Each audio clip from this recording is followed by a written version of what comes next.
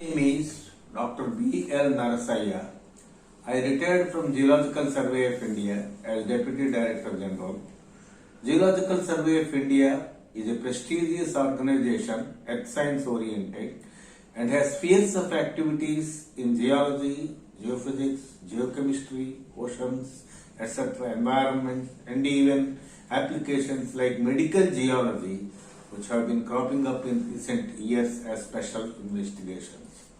With my little bit of association, directly or indirectly, with some of these very specific investigations, I feel thrilled to just make a small presentation today, that is 12th January of 2023. 12th January is the Nation's Youth Day, Swami Vivekananda's birthday. In commemoration of such a great event, this little presentation is focused mainly for the benefit of medical experts, technocrats, environmental interests, and all those interested in society. The title of the presentation is Health and Geo-Environment. There is a particular reference to medical aspects in relation to the environment. That means the environment is geo mainly, which includes bio as well as an integral part of it. That is the very significance of the title. We all know that from the point of view of the world humanity and also the organisms in general, public health is the most important. Public health is to provide population-based solutions to collectively defined health problems. Angus Cook. These are all medical definitions. The science and art of preventing disease, prolonging life, and promoting health through organized efforts of society. Hutchinson Report on Public Health, 1988. And public health is thus a social institution, a discipline, and a practice. This is a reference to the Dictionary of Epidemiology by John Last, 1995. As there is a slightly oriented focus on medical aspects, these definitions are preliminarily provided. Nowadays, there is a recent branch newly christened as medical geology. It may be surprising to see a coinage of two important words like medicine and geology, but this is in relation to medical aspects and geo-environment. It is an emerging discipline. Recognizing the vital linkages of life and environment, United Nations in 2008 named this branch, that is the medical geology, a new baby, as one of the important themes. This was also the same year as the International Year of Planet Earth. In fact, US Medical Army Corps introduced a course like medical geology in their curricula. Thus, there are many medical institutions, scientific bodies, environmental and research units, all include environment as a special subject and medical aspects as a particular emphasis by interdisciplinary inputs. And there was an international publication on medical geology with only Selenius as editor and Brian Alloway, Jose J. Centeno, Robert E. Finkelman, Ron Hughes, etc., a number of co-editors. Many of the people were doctors and specialists in their own specialized field. The famous publication is from Springer publication.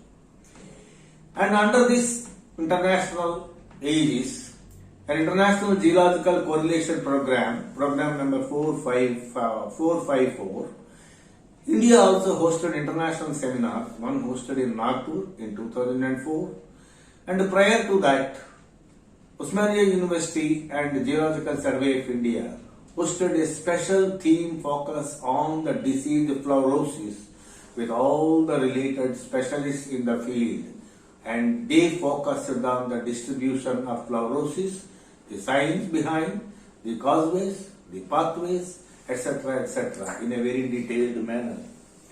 Thus, medical aspects and environment were gaining attention. If we see the evolution of the Earth as a planet in the solar system was as old as 4.5 billion years. The first 1 billion year when the planet aggregated or after the planet aggregated, was entirely azoic. Azoic means lifeless. It was all high thermal and a boiling condition, volcanic vents, spewing, atmosphere was also entirely different. And after the azoic period, a primitive life-bearing period called the Proterozoic dawned. This primitive life consisted of unicellular organisms, and there is a progressive evolution into multicellular organisms through eons, through billions of years. During the Paleozoic period, which preceded, more evolved forms of life, shelled organisms, they all occupied the landscape, and their life began to multiply and diversify. Then there were further newer forms of life. Then there were giant plants and animals, flowering plants, etc. All those on the terrestrial landscape. Finally, the reptiles landed on the earth. Then there was a period of mammals. There was also a period of extinction of dinosaurs at the end of the Mesozoic. Lastly, in the geological time scale called the Cenozoic, around a few billion years ago only, there was the dawn of man onto the surface of the planet. But this primitive life needs to be mentioned again with emphasis. These organisms had mechanisms of obtaining energy from chemical sources. Chemogenic and chemosynthetic bacteria, they used breakdown of chemical for getting energy. Some organisms are almost on no sunlight. Bacteria could survive at even a 2-mile deep zone in its own way. Organisms called extremophiles were also reported. Their survival was in deep ice sheets, hot waters, hot ocean polar vents, and possibly even radiation-rich environments. This surprisingly shows the vast stability domain of the micro-kingdom, which includes the primitive organisms and even further some of their lower forms. We will see them at a later date. The Darwinian picture of simple linear inheritance along an isolated branch of tree is now largely modified. There is a complex network of cross connections among different branches. The main tenets of Darwinian evolution were selective change, natural selection, hereditary characters, and mutations took place as an importance forward. 20th century developments such as those experiments by Stanley Miller, etc., led to understanding of the varied materials, differences in energy conditions, and the beginning of the first life-building molecules through detection of few amino acids under special laboratory conditions. Thus, life is a part of the total environment. Life, biota, and all organisms are part of the biosphere, which is again an integral part of the geosphere. The geosphere is a macrovision with a connectivity to the environment as a whole. This is an imperative. The implications of matter and energy are cogently reflected through the evolution of the entire bioenvironment from the primitive to the advanced stages. That elements are ingredients of our planet, and some of the elements are the backbone for the origin of life, are fully understood. There was a progressive evolution from the sources. These are evidently well set forth in many scientific circles, but this is only a part of the story. The other part comprises the energy regime and evolutionary epochs, bringing in wide diversity. There, the life, its survival, and threats thus all became issues from the environmental point of view. In fact, this is the other facet. This needs close monitoring for the sustenance of life and humanity.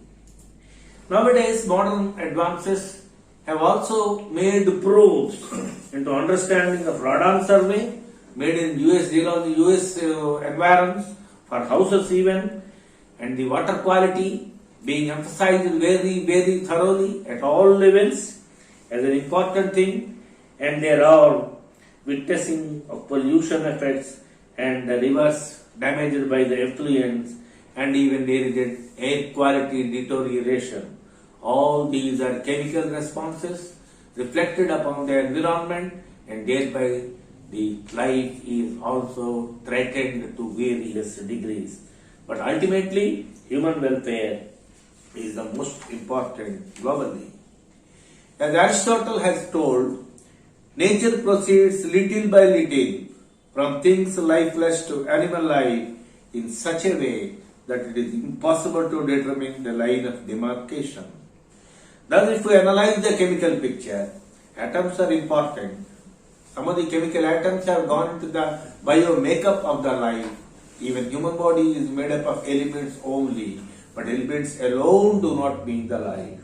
Atoms are nothing more than chemicals without a cell, and without chemicals, cell has no purpose.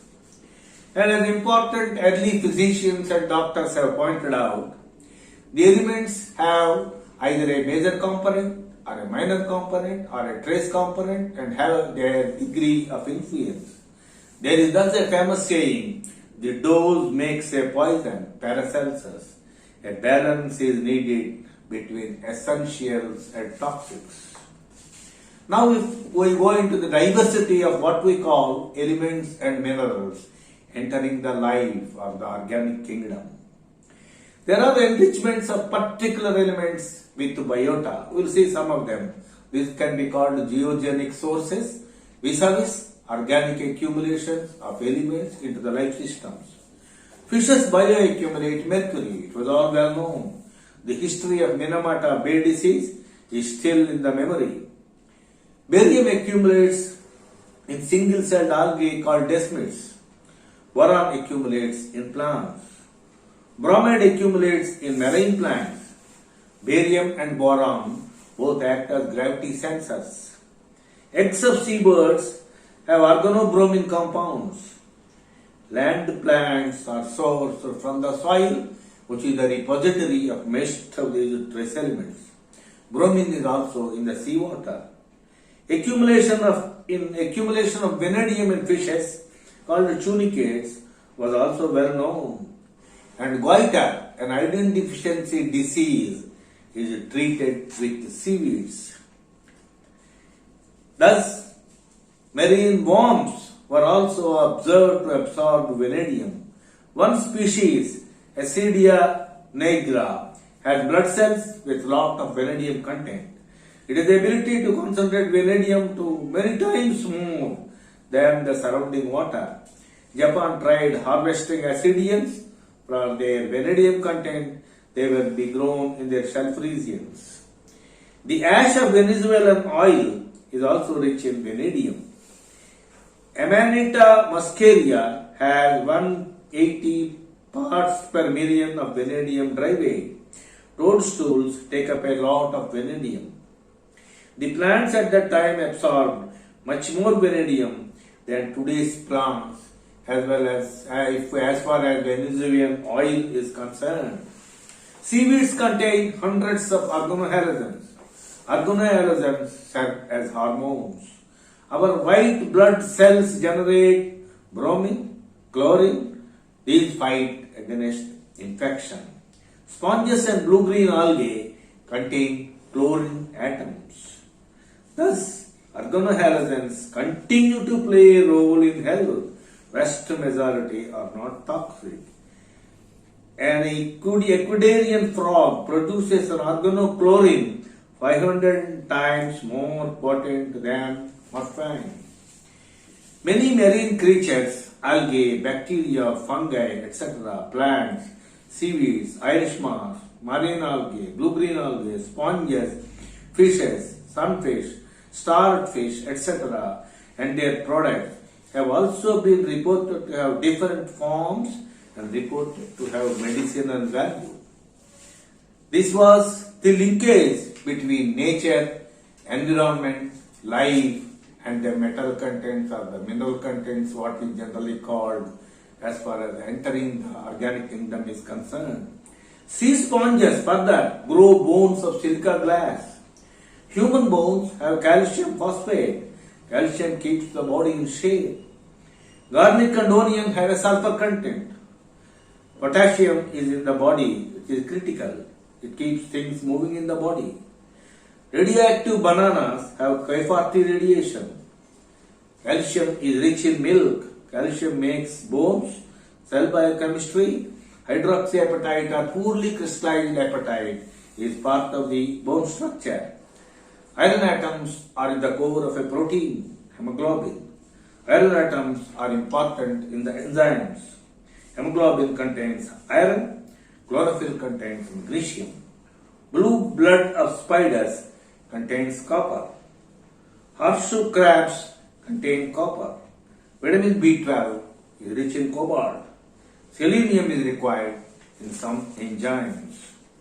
Now we will see some of these significant early finds. Paracelsus opined that the right dose differentiates between a poison and a remedy. Hippocrates, in his classic treatise regarding geo-environment, emphasized the qualities of water. Classical and foundation thoughts of medicine could have been dated back to many early thinkers. Mention could be made of Blackfoot disease of China, osteomalacia in Norway, bush sickness, Morton Main's disease, New Zealand, and many in Europe. Cajun disease in China is there wherein a relationship to the environment has been propounded. Another famous investigator who was a dead scientist, J.H.L. Vogt in Norway, he was an eminent geologist, tried to understand the practice of adding crushed stones to the diet of farm animals. He investigated a region where osteomalacia was prevalent. On finding the presence of apatite in rocks, he linked deficiency of phosphorus with calcium as the cause of osteomalacia. Another relationship regarding the sparse nature of vegetation over such rocks has also been reported. Vogt found out that the bedrock is very poor in apatite, otherwise the normal accessory constituent in a rock. The remedial measure was adding up phosphate fertilizer to the soil. An observations on the natural relationship between Icelandic volcanic eruption, Hekla, 1693, and severe damage to the teeth of domestic animals bears out strikingly the emission of fluorine from the volcano and the effect of fluorosis on the animals. Following volcanic eruptions, there were reports of luxuriant growth of vegetation, often rich in fluorine, another threat to grazing animals and the humans as well. Thus, there is a close relationship between natural environment health is broadly recognized. Chinese recorded and ascribed lung problems to rock crushing. From modern studies, poor health was reported even in people of prehistoric cadavers. Goiter was reportedly at many places and was treated with seaweeds. A treatise on water quality and health, A's, Waters and Places, was prepared by Hippocrates. Marco Polo reported selenium toxicity in animals. Pollution due to copper mines of waters and acid mists were reported in the 1st century AD. Thus, there is a role of elements vis-a-vis health and the environment. The role of elements like fluorine, iodine, arsenic, cadmium, mercury, and zinc, and the bioavailability of elements through the soil media, the influx of industrial effluents, the trouble of radioactive waste, the damage of ionizing radiation, these are all matters of scientific interest, matters of epidemiology, and also part of industrial toxicology. These formed focal themes at some of the above seminars, but they were problems haunting the society. All these do emphasize again that public health, as reported by UN bodies and etc., and concerns for humans and alive are so vitally important that no effort should be lost in gaining the maximum. Okay, this is the first preliminary presentation on the importance of environment and health, and if something is very interesting in this, we will follow it up with a later presentation on the incidence of such diseases in countries, especially fluorosis, iodine-based disorders, arsenic-driven problems in groundwater, and many industrial effluents. All these will become subject matter of the next presentation if this is good upon. Thanking you all. Wish you the best.